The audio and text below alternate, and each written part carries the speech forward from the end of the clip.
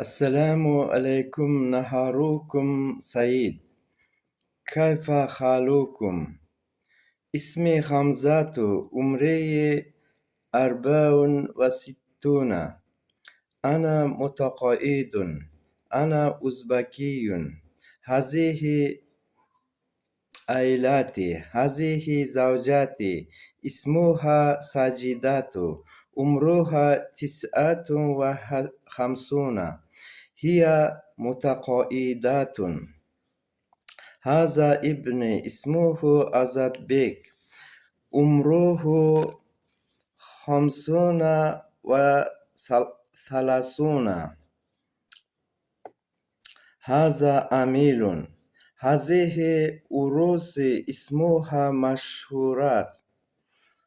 عمرها 32. هي معلمات. هذه حفيدتي اسمها كلاسال. عمرها 12. هي تلميذات. هذا حفيدي اسمه شمشاد بيك.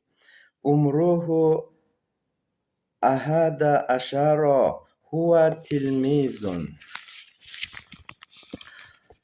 أنا من أوزبكستان. أسكن في مدينة تاشقند.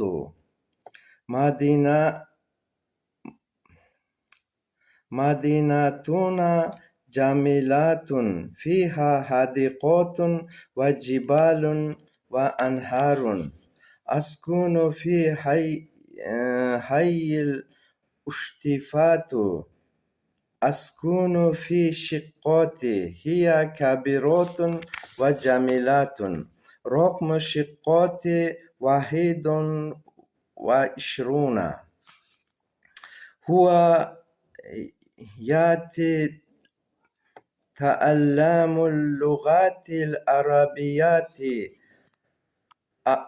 أدرس اللغات العربية في مدرسة التلميذ.